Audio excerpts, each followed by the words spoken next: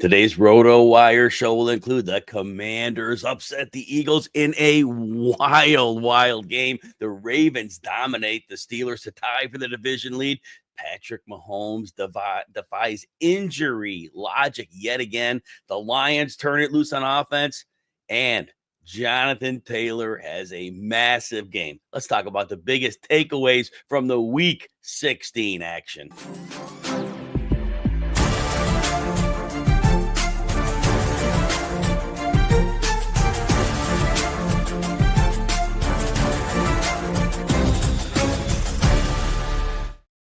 Welcome to the Roto Wire Fantasy Football Podcast, sponsored by DraftKings Pick 6 and Live Golf. I'm Jim Coventry, and you can catch me over at Jim Coventry NFL. All right, instant reaction. Number one, the Commanders upset the Eagles in a wild game. Look, first thing, most important, those of you who roster Jalen Hurts, I'm sorry. It's terrible. That is horrible injury luck. He ran for 41 yards, one pass, 11 yards. So you got maybe five fantasy points, and that was it. And hopefully, if you had him in your lineup, you overcame that. Just very bad break. Goes down with a hit, rule it a concussion, and that's the end of the day. But this was a wild game. And I'm going to start with the Eagles side of it. I know Washington won, and I give Washington all the credit in the world for winning. But I want to talk this through because many of you watched this game. This was a wild football game. So first of all, it looks like Philly's going to dominate this thing. And I thought they would. I expect Philly to come out and just completely crush them. And so Philly's up 21-7 in the first quarter. Now, before Hurts goes out, they get a quick touchdown drive. They'd forced a fumble, and so they had gotten a turnover, but they were getting it going. Saquon Barkley, 68-yard touchdown run. Again, they had a turnover. They scored another touchdown, and it looked like things were going on. And then Kenny Pickett comes in, throws an interception. Washington gets on the board, but Philly answers right back. So we end the first quarter. It's 21-7 Philadelphia. Looks like they are going to blow this thing away. But, man, losing Jalen Hurts, you can't make this stuff up. You can't write this stuff because Pickett's horrible, right? He gets the ball to A.J. Brown enough. So if you had A.J. Brown for fantasy, you were super happy, 97 yards and a touchdown.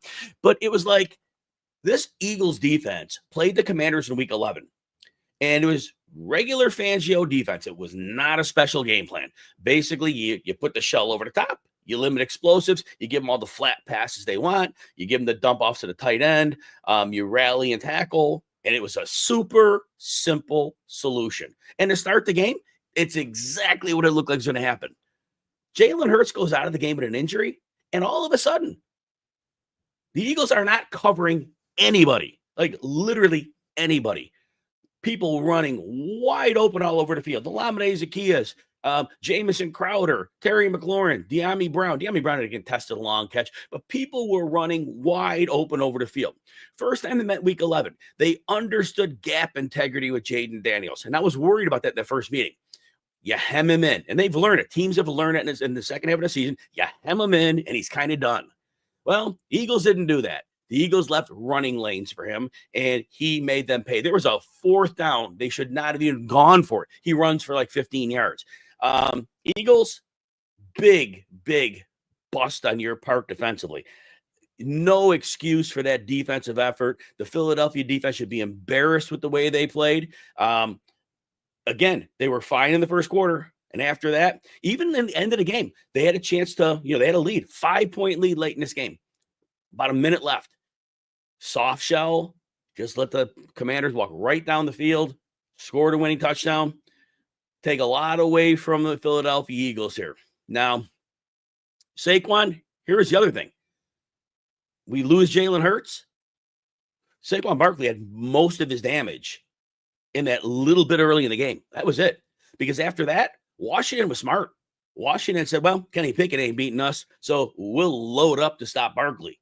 And even though there's a lot of talent loss on that defense, they're scrappy players, and they're smart players, and they're well-coached players. And so they ganged up on Barkley. And so what happened was the Eagles got some movement, and they were getting some turnovers too. They kicked a bunch of field goals. Well, the field goals don't win football games. That's the problem. And they kicked a bunch of field goals. And That might end up being it. Devontae Smith, 6 for 51. You started him fine. Obviously, just the key guys is Barkley, Brown, and Smith. That was it. Gainwell caught a pass. No other pass catchers caught a single pass in this game. So there's that. Now, Kenny Pickett ended up injuring his ribs late in this one. He finished the game out. He got x-rays on the ribs. So if Hurts has to miss a game with a concussion, we'll see. But man, a limited Kenny Pickett, not so good. Now, the good thing for the Eagles is with that loss, that probably rules them out of the 1 seed. But that means they're going to have the 2 seed because with their 3 losses, well, the other divisions aren't catching them. Bucks ain't catching them. And certainly the Rams, the Rams aren't catching them. I think the Rams are 3 games behind. So the Eagles now could basically bubble wrap their players. They could take their own personal bye. They could take a 2-week bye. They could take 2 weeks off and say, get everybody healthy. Whoever's hurt, get you healthy. A.J. Brown, we had a little bit of a knee thing. Take your time. Jalen Hurts, take your time. But they better be ready for that game because they're playing in week 1. Washington, again, hats off to them.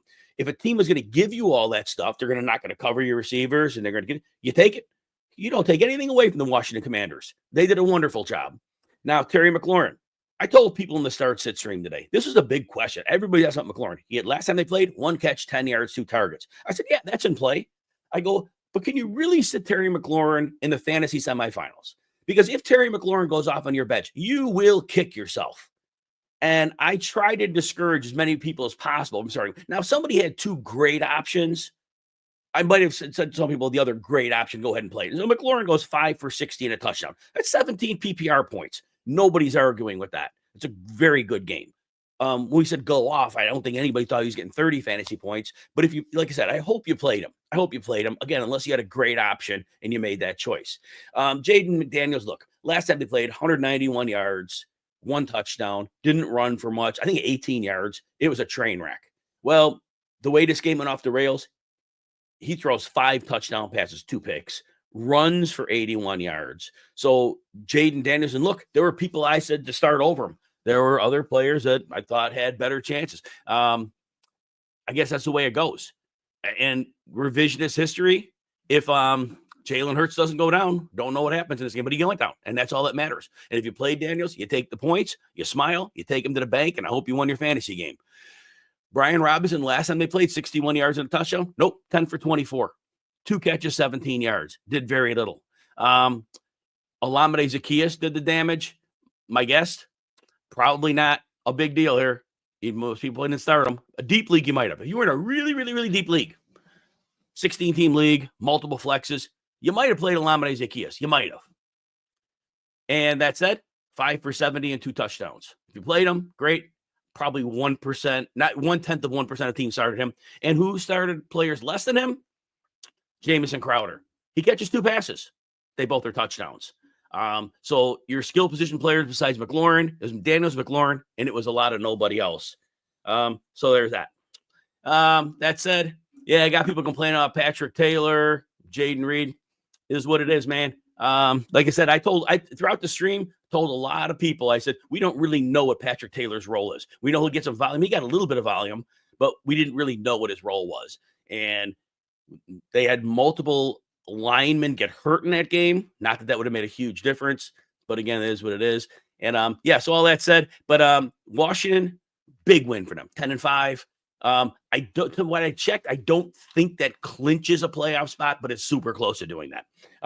They're making the playoffs. I don't know what the scenarios are. I've been watching games and writing all afternoon, but yeah, I didn't see the little X next to name for clinch a spot. But again, it just got to be a matter of one win, another team losing, but they're going to be in the playoffs, and I think they'll be a lot of fun to watch in the wild card round. Instant reaction number 2, going to Saturday. The Ravens dominate the Steelers for the division lead. This surprised some. It may not have surprised others. It's 34-17 final, and George Pickens was out, and that was really the big deal. We talked about this. George Pickens isn't in the lineup. There's nobody the defense fears. That means then the Steelers rushing attack. That means the Ravens, who normally don't commit bodies to stop it, they could pay more attention on that. And realistically, Jalen Warren's leading rusher, 12 for 48, but Najee 9 for 42. So they weren't terrible, but they were behind. And when you game script the running backs out for the Steelers, that's a problem. They threw 33 passes to 24 runs. That's not what they want to do. That's not Steeler football.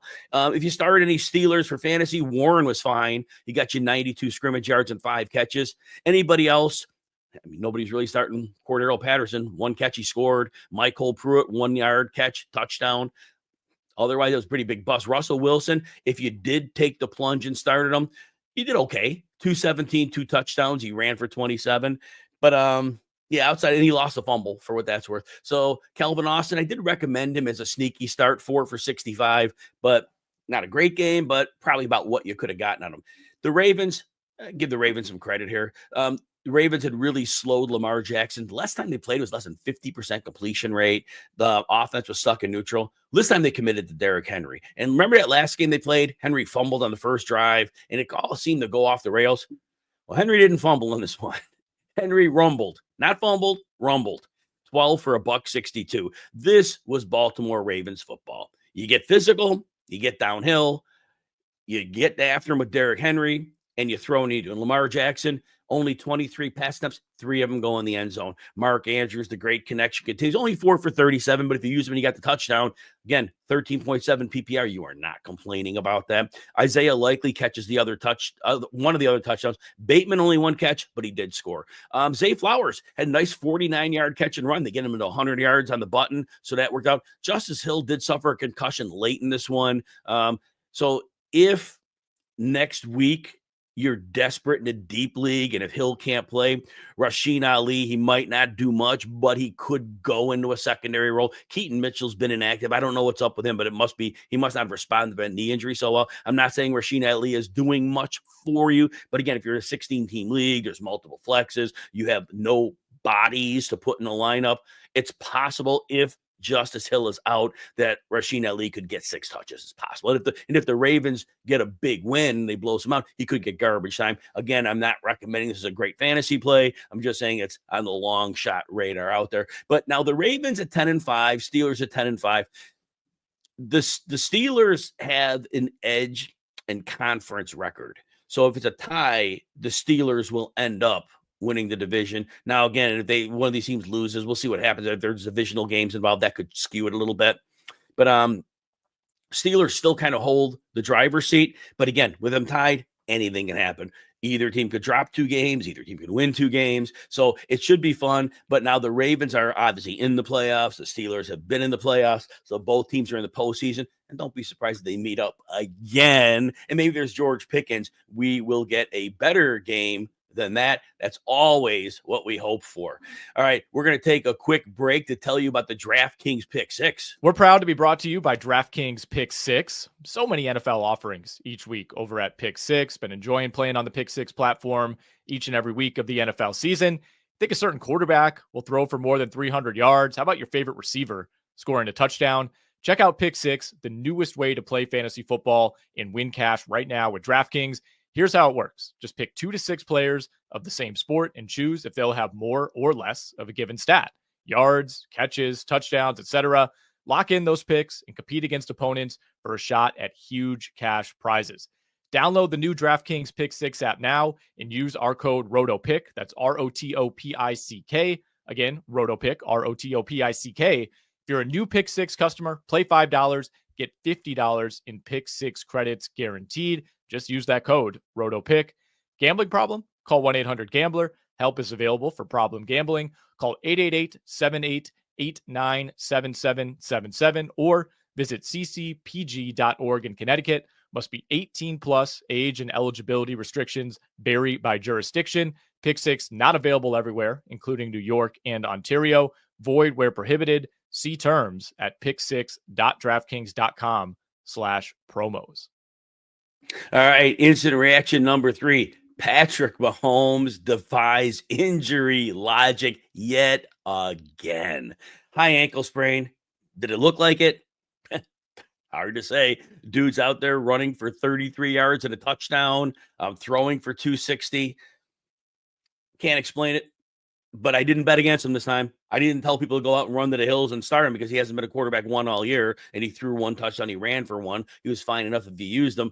If you're in a 2-quarterback league, you were fine. We haven't recommended Mahomes a QB1 for most of the year, although his touchdown passes have gone up in the last month or so, and that's been fine. But again, we've learned it time and again, if this dude's hurt, and I made the mistake that one game against Cincinnati, they played in the playoffs when he had on his plant foot the high ankle sprain. I'm thinking, well, there's no way. And the Bengals had already held him down on multiple occasions. And in that game, he goes way over his posted over total, which was not conservative at all. So again, never bet against Patrick Mahomes. Whether you love him, you hate him, it doesn't really matter. But if they say he's hurt, just pretend he's not hurt. If he's on the field, he's going to do what Patrick Mahomes does. I think the biggest surprise in the Kansas City, remember, Kansas City wins this game 27-19, 14-1. Now the Bills won today. So if the Chiefs are able to beat the Steelers, I believe that game's on Christmas on Netflix. If they win that game, they would be off from December 25th until like the middle of January. Like it could be like the 18th even or something like that, because they'd be off a mini bye till week 18 when everybody else plays. And then they'd be off the wild card week because they'd be at the home field, and then they have 6 more days till that game. So it would be a massive rest advantage. So 2 things to take away from this game. First one is Kareem Hunt outcarries Pacheco 11-9, beats him in yards. It's a 20-yard run. And where were those all year, right? So Hunt is playing all these games with no Pacheco, and they were like, no explosive runs. Gets a 20-yard run, of course. Houston's a tough run defense. Hunt goes 11 for 55 and a touchdown, catches 2 for 24. So if you needed him and you use him, Kareem Hunt comes through. Meanwhile, Isaiah Pacheco, 9 for 26, a catch for -1 yard, and there's that. So if you're counting on Pacheco, unfortunately, it was a rough matchup. But again, Hunt got it done, so that was a problem. But the other story, well, really 2. Xavier Worthy continues to get it done. They have been going to him recently.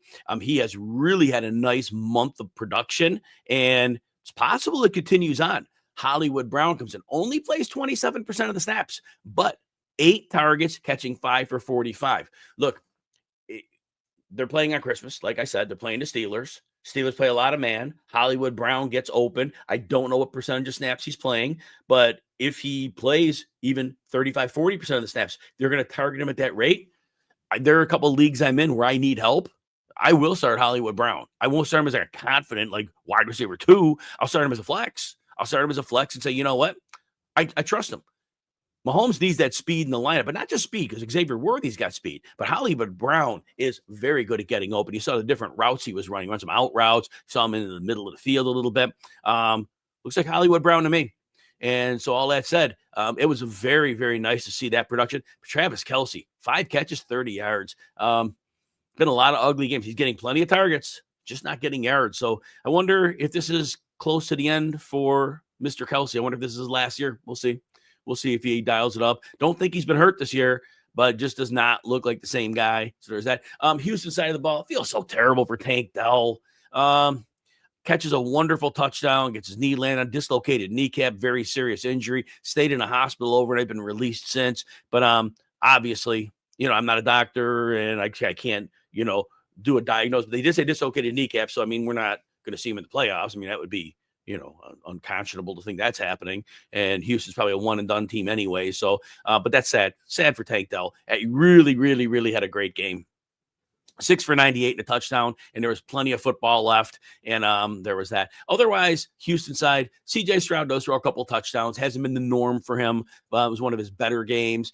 Joe Mixon, for what he was given volume-wise, 4 yards a carry, 14 for 57. Played fine, 1 catch, 14 yards. But for fantasy, it didn't get it done. Not enough volume. They were trailing. Game script didn't work, so not so good there. Nico Collins, 7 for 60, so floor game, but there haven't been many ceiling games since that offensive line has been a problem. Teams have been pressuring them a little extra. And now with no Dell, I just can't imagine the amount of attention that we're going to see on Nico Collins, because number 2, you're Robert Woods. You're talking, if John Mechie comes back from an injury, missed last game, or Xavier Hutchinson, it's not going to be a problem. Now, if you need a tight end next week and Dalton Schultz is on waivers, I'd go after him. I definitely would go after him. He's probably the number 2 target. He got 8 targets in this game, 5 for 45 and a touchdown. No Tank Dell. He probably is the de facto number 2. middle of the field should be open. He probably will be heavily targeted, so you definitely can look at that. Deep league, Robert Woods ended up getting 6 targets, did hardly nothing with them, 3 for 19. But again, super deep league, if you're really in a pinch, you could take a look at him, and that would be about it. But Texans 9-6, obviously going to win that division. But outside of that, probably be really tough for them to string together a playoff when that offense is just not in good sync right now. All right, we are going to take a short break, and then we're going to talk about more reactions to Week 16. All right, instant reaction number 4. The Lions turn it loose on offense. So in this game, the Lions, here's what I said going into it. I said, after all the injuries, we know they had them before, but last week they lost Lee McNeil, one of their great run stoppers. They lost Carlton Davis, their best corner. And I'm thinking to myself, well, all right, the Lions got to see the writing on the wall.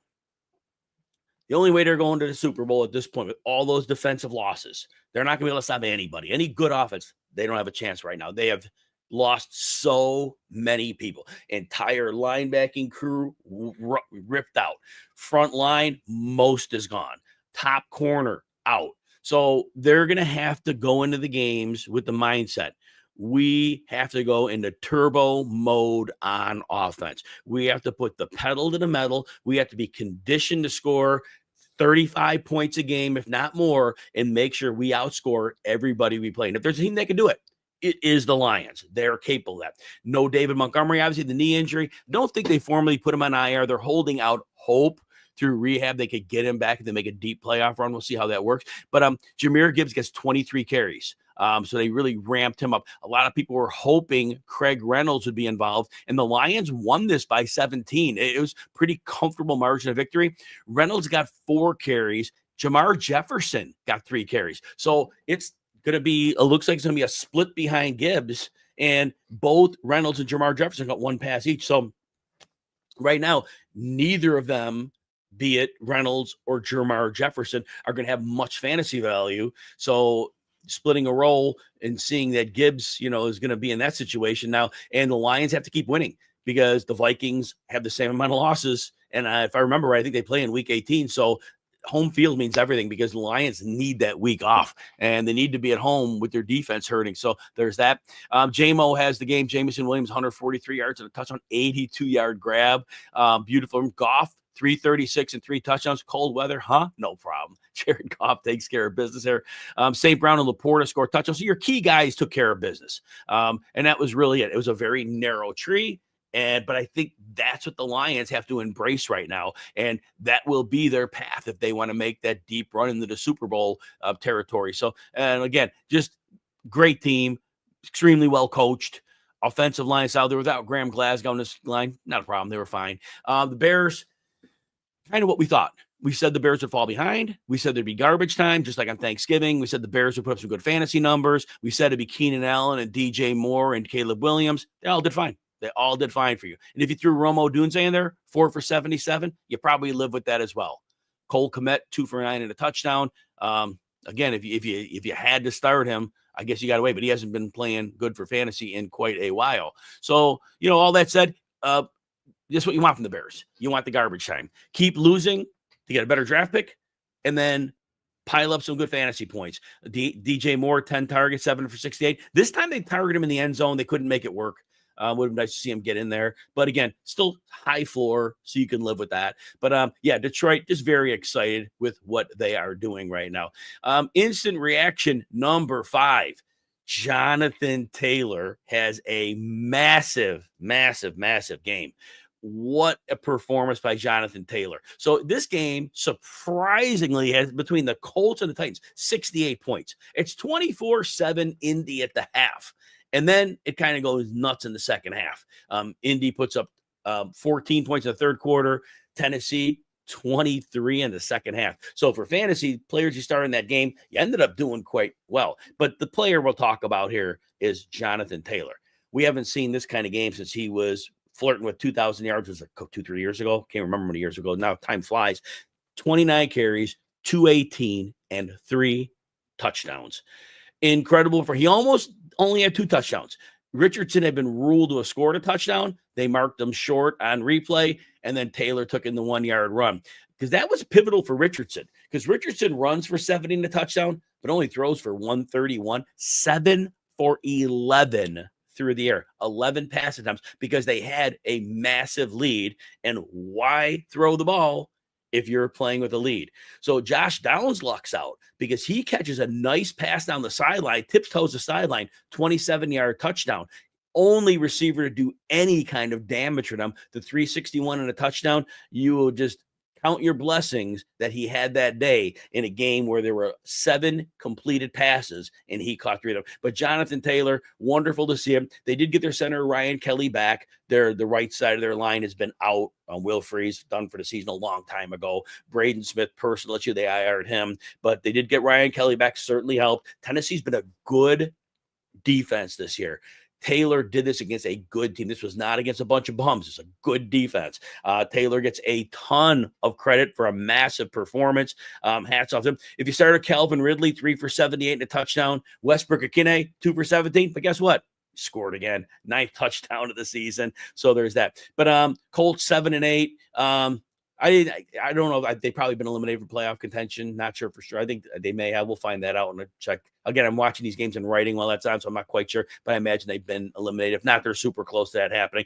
I know the Bengals and the Dolphins are hanging on by a thread still, so there's that. But yeah, the Texans should walk away with that AFC South. A couple comments here. Brenton Strange, too. What a bust. Well, look, every tight end has bad games, no matter who they are. Whether that tight end is Travis Kelce, whether it's George Kittle, all tight ends are prone to bad games. So, yeah, call him a bust. Yes, didn't have a good game. 2 for 20, better than the goose eggs that some people put up. That's for sure. But, yeah, tight end position's tough. Brock Bowers had a couple bad games this year. So there's that. So, yeah, tight end position. Yeah, it's always rough sledding there. There's no doubt about it. Down 54, you got Evans, Bucky, and Chase McLaughlin. You need 54 points is right before the Sunday night game. Yeah, I would think you got a little bit of a chance. You got a little bit of a chance. Probably got I'd probably say like 26% chance, but it's a chance. All right, everybody, enjoy the rest of the Week 16 action. If you're in your divisional or your semifinal playoff game, good luck. I hope you win this game. Hey, Live Golf. Want to remind you this too. New season of Live Golf Fantasy is coming in 2025. New prizes, new ways to win, and more are coming in the new season. Get ready to play and sign up now at fantasy.livegolf.com. RotoWire covers all the fantasy sports. You know, you get a free 2-day trial with no credit card needed. To check that out, go to rotowire.com/pod. Again, rotowire.com/pod. No credit card needed. Check us out if you like us, join the team. If not, just glad you took a look. Thanks to our sponsors, DraftKings Pick 6 and Live Golf. Thanks to everyone for listening. Come back next week for another edition of the RotoWire Fantasy Football Podcast.